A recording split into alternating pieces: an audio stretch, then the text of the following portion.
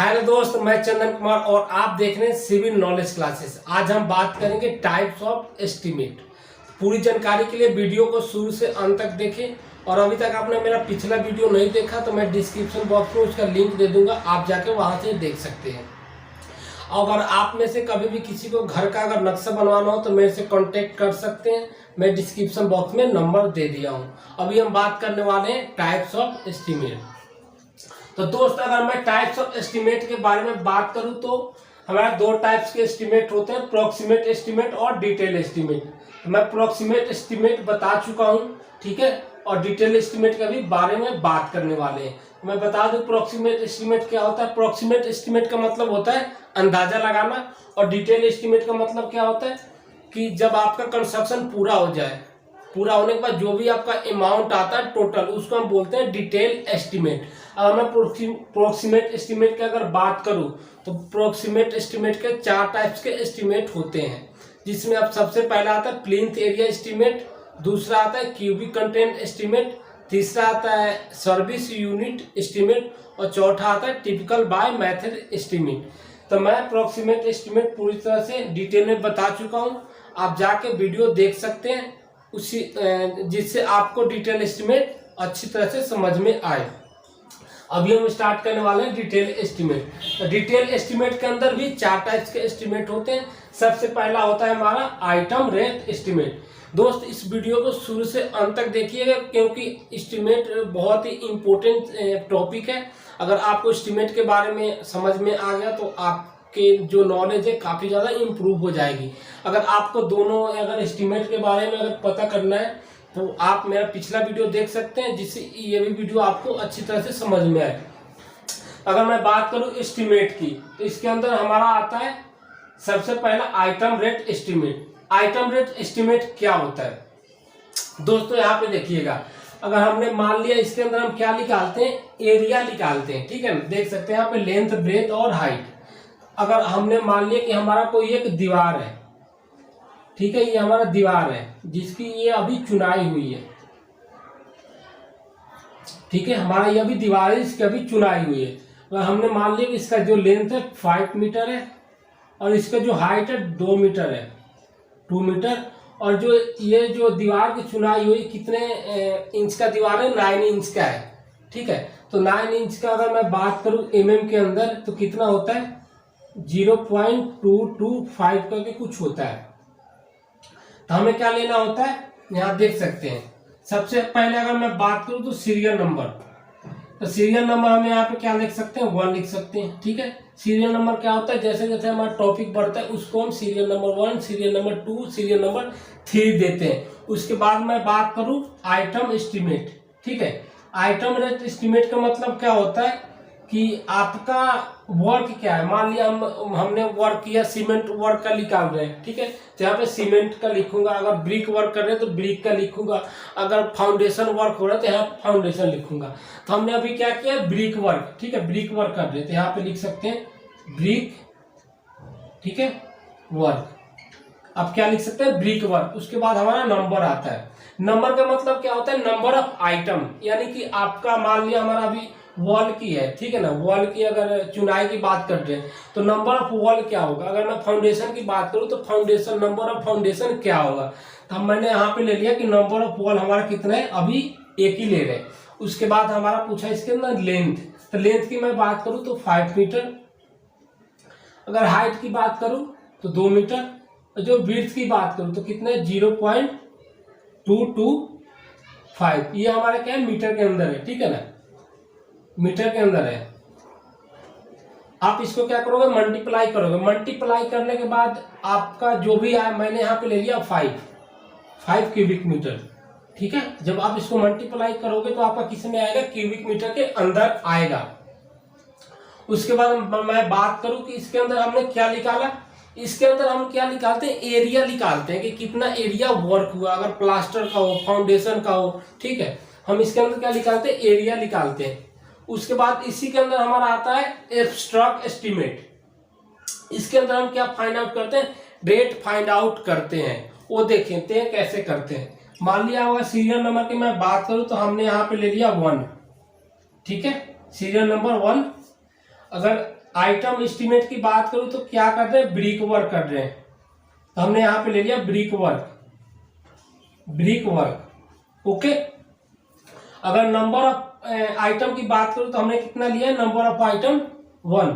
जो भी यहाँ पे रखना है नंबर ऑफ आइटम, वही आइटम यहाँ पे रखना है। मान लिया हमने नंबर ऑफ आइटम 1 ले लिया, ठीक है। उसके बाद क्वांटिटी पूछ रहा है, हमारा क्वांटिटी कितना है 5 क्यूबिक मीटर, यहाँ पे हमने ले लिया 5। ओके, उसके बाद पूछ रहा है रेट क्या है, हमारा क्या है, ब्रिक वर्क हो रहा है, ठीक है। तो ये पूछ सकता है कि 1 क्यूबिक मीटर ब्रिक वर्क की चुनाई का रेट क्या है, ठीक है ना। एक ब्रिक वर्क की चुनाई का रेट क्या है, तो हमने यहाँ पे ले लिया 2000 रुपये ले लिया, ठीक है। 2000 रुपये ले लिया 1 क्यूबिक मीटर ब्रिक वर्क की चुनाई का। उसके बाद इसने पूछा है यूनिट का मतलब क्या होता है कि अगर आप प्लास्टर वर्क कर रहे हो तो किसमें यूनिट होगा, मीटर स्क्वायर के अंदर होगा। अगर आप ब्रिक वर्क कर रहे हो, ठीक है, ब्रिक वर्क में अगर आप 9 इंच की थिकनेस वाली वॉल की वो कर रहे हो चुनाई तो आपका क्यूबिक मीटर में आएगा।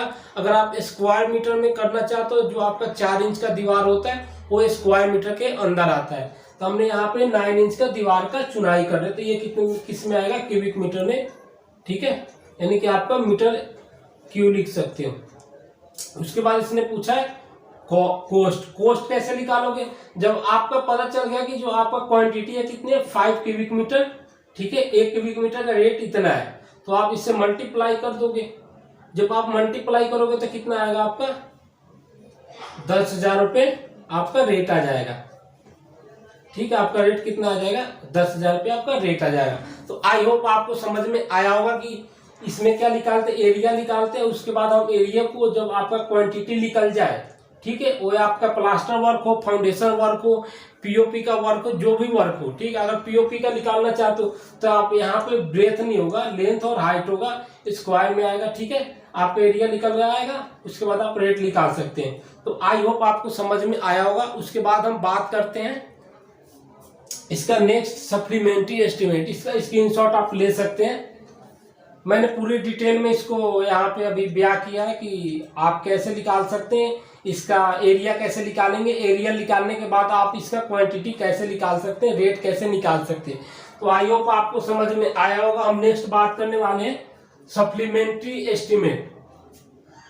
तो मैं इसको मिटा रहा हूं, अभी हम बात करने वाले हैं सप्लीमेंट्री एस्टिमेट।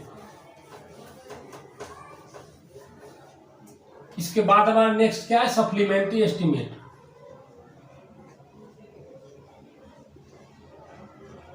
सप्लीमेंट्री एस्टिमेट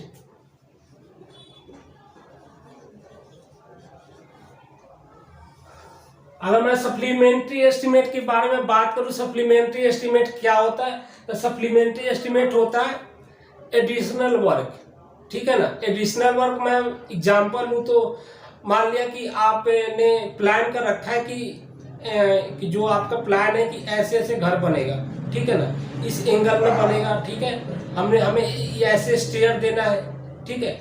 आप जब वर्क करने लगे तो आपको कोई सुझाव दिया कि भाई ऐसे नहीं बनेगा, इसको ऐसे बनाओ और अच्छा लगेगा, यानी कि आपका कुछ एडिशनल वर्क बढ़ गया, उसको हम बोलते हैं supplementary estimate.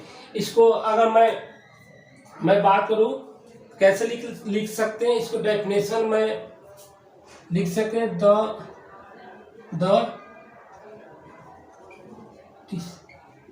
the additional work is added for construction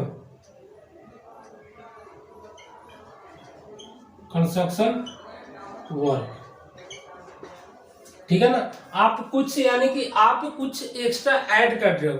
एक और एग्जांपल लेता हूं, अगर मैं बात करूं कि आपने कुछ वर्क चालू किया, ठीक है, और आप स्टेयर को कैसे बना रहे हो, राउंड शेप बना रहे हो। आपको किसी ने सुझाव दिया आप राउंड शेप ना बनाओ, ठीक है, आप सीधे ले जाओ, तो आपका कुछ वर्क बढ़ गया, यानी आपका कोई सा भी वर्क बढ़ रहा है। आपने अगर प्लान में लेकर चला है कि मुझे प्लास्टर नहीं करवानी, ऐसी रहने देनी है, टाइल्स नहीं लगवानी, ओके। आपने प्लान में लेकर चला कि हमें टाइल्स नहीं लगवानी, प्लास्टर नहीं करवानी, ठीक है, पीओपी नहीं करवानी।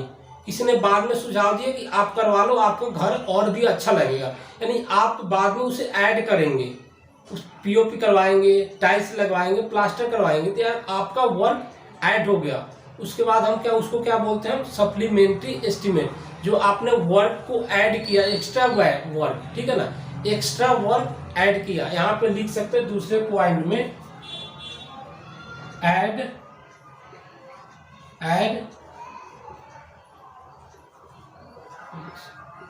एक्स्ट्रा वर्क, ठीक है ना, एक्स्ट्रा वर्क। तो जब आप एक्स्ट्रा वर्क को ऐड करेंगे तो उसको हम क्या बोलेंगे, सप्लीमेंट्री एस्टीमेट। आई होप आपको समझ में आ गया होगा कि सप्लीमेंट्री एस्टीमेट क्या होता है। जब आप प्लानिंग से जो हट के करते हैं, जो आप प्लानिंग से जो भी हट के वर्क करवा रहे हैं, उसको हम क्या बोलते हैं, सप्लीमेंट्री एस्टीमेट। यानी कि आपने एक्स्ट्रा वर्क को ऐड किया, उसको क्या बोलते हैं, सप्लीमेंट्री एस्टीमेट। बार बार एग्जाम में पूछा जाता है एसएससी जेईई के अंदर कि सप्लीमेंट्री एस्टीमेट क्या होता है, यानी कि आपने एक्स्ट्रा वर्क को ऐड किया, उसको क्या बोलते हैं, सप्लीमेंट्री एस्टीमेट। आई होप आपको समझ में आ गया होगा। उसके बाद हम नेक्स्ट देखते हैं थर्ड, रिवाइज एस्टीमेट। कौन सा, रिवाइज के बाद हमारा आता है थर्ड, क्या होता है, रिवाइज एस्टीमेट। रिवाइज एस्टीमेट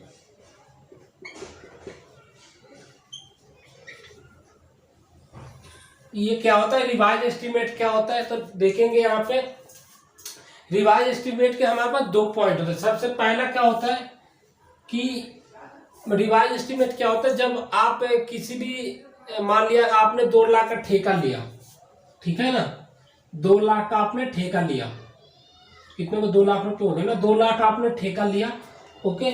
जब आपने 2 लाख का ठेका ले लिए, आप इस पे क्या कर रहे हो, वर्क कर रहे हो। जब आपने इस पे 5 महीने वर्क किया, यानी कि 5 महीने जब आपने इस पे वर्क किया, तो आपको लगा कि ये 2 लाख नहीं, ज्यादा जा रहा है, ठीक है ना, अमाउंट ज्यादा जा रहा है, मान लिया कि अमाउंट ये ज्यादा जाने लगे, तो आप क्या बोलोगे, जो जहां से आपने ठेका उठाया है, आप क्या बोलोगे कि आपका 2 लाख में वर्क मैं नहीं करूंगा, ये अमाउंट एबव जाने लगा। तो जब आपका अमाउंट टोटल अमाउंट से, यानी कि टोटल अमाउंट से कितना 5% एक्स्ट्रा जाने लगा, 5% एक्स्ट्रा चला गया, तो उसको हम क्या करते हैं, रिवाइज एस्टीमेट, यानी कि फिर से एस्टीमेट को तैयार करते हैं, फिर से एस्टीमेट को बनाते हैं। तो यहाँ पे हम लिख सकते हैं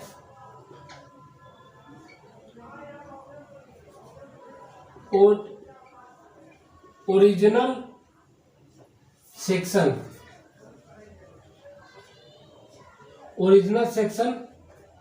ठीक है, ओरिजिनल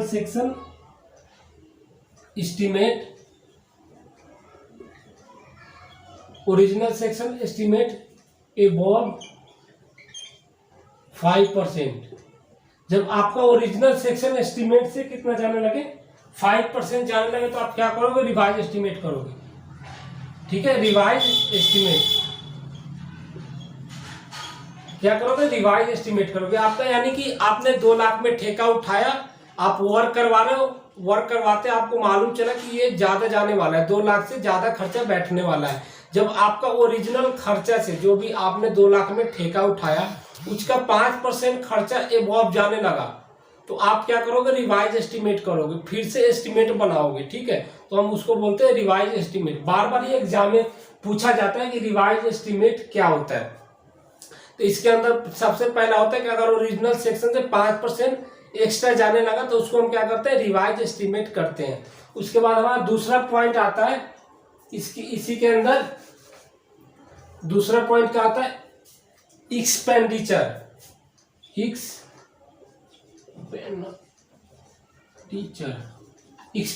क्या होता है, जब आपको पूछे कि एक्सपेंडिचर, जब आपको ओरिजिनल सेक्शन बोले तो आप कितना मारोगे, 5% एग्जाम में। जब आपका एक्सपेंडिचर बोल दे तो आप कितना लगाओगे, 10% लगाओगे। एक्सपेंडिचर क्या होता है, जब मान लिया कि आपका कोई सरकारी कर्मचारी है, उसने ठेका उठाया, जब ठेका उसने उठाया, तो जब ओरिजिनल सेक्शन से 10% एक्स्ट्रा जाने लगे, तो फिर से हम रिवाइज एस्टीमेट करते हैं। यानी कि जो कंपनी का जो भी कर्मचारी है, उसने ठेका उठाया, ओरिजिनल सेक्शन से 10% जाने लगा, तो उसको हम रिवाइज एस्टीमेट करते हैं। और उसको क्या बोलते हैं एक्सपेंडिचर। तो एग्जाम में साफ साफ पूछा जाता है। ओरिजिनल सेक्शन जब आपसे पूछे तो आप 5% पे टिक लगाओगे, जब एक्सपेंडिचर पूछे तो आप 10% पे टिक लगाओगे। आई होप आपको समझ में आ गया हो कि रिवाइज एस्टीमेट क्या होता है, कि ओरिजिनल सेक्शन से एक्स्ट्रा जाने लगे 5%, उसको रिवाइज एस्टीमेट बोलते हैं। ज्यादातर एग्जाम में यही पूछा जाता है, ओरिजिनल सेक्शन वाला। तो आप स्क्रीनशॉट ले सकते हैं। उसके बाद हम नेक्स्ट देखते हैं 4th number, annual rate estimate. Annual 4th क्या होगा, एनुअल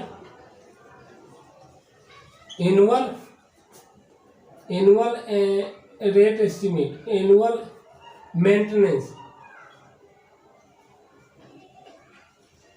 मेंटेनेंस एस्टीमेट। ठीक है, annual maintenance estimate. Annual maintenance estimate क्या होता है, जब आप कोई भी मान लिया कि हमारा रोड का कंस्ट्रक्शन हो रहा है, तो जब आप रोड का प्रोजेक्ट निकालो, किसी ने ठेका दिया, बनवाया, ठीक है, रोड बन गया, उसमें हम एक सालाना मेंटेनेंस चार्ज लेके चलते हैं कि इतना इसमें खर्चा लग जाएगा। हम एक मेंटेनेंस लेके चलते हैं कि इसमें सालाना इतना खर्चा मेंटेनेंस लगेगा, तो उसको हम क्या बोलते हैं, एनुअल मेंटेनेंस एस्टीमेट। यानी कि एक हमने मान के चलते हैं कि साल में मान लिया कि हमारा कोई रोड है, ये रोड है 10 किलोमीटर का अगर रोड है, जो इसकी लेंथ कितनी है 10 किलोमीटर, ठीक है, 10 किलोमीटर का रोड है, रोड तैयार है। इसमें मान लिया कि हमने जो सालाना इसमें जो मेंटेनेंस का चार्ज आएगा, हमने मान के चल रहे हैं कि इसमें मेंटेनेंस का जो चार्ज आएगा सालाना, यहाँ पे हमने 5 लाख ले लिया, ठीक है, हमने कितना लिया 5 लाख सालाना इसमें चार्ज लगेगा, ठीक है ना, 5 लाख।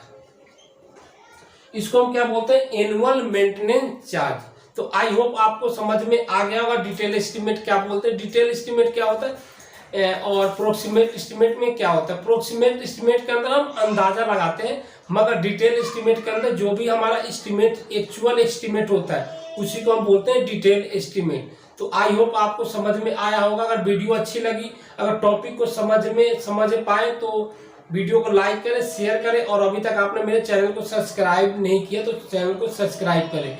और एस्टीमेट से रिलेटेड कोई भी वीडियो अगर आपको चाहिए तो आप कमेंट बॉक्स में कमेंट कर सकते हैं कि इस टॉपिक पे आप वीडियो बना दो, मैं उस टॉपिक पे आपको वीडियो बना दूंगा। तो अभी के लिए इतना ही, थैंक यू।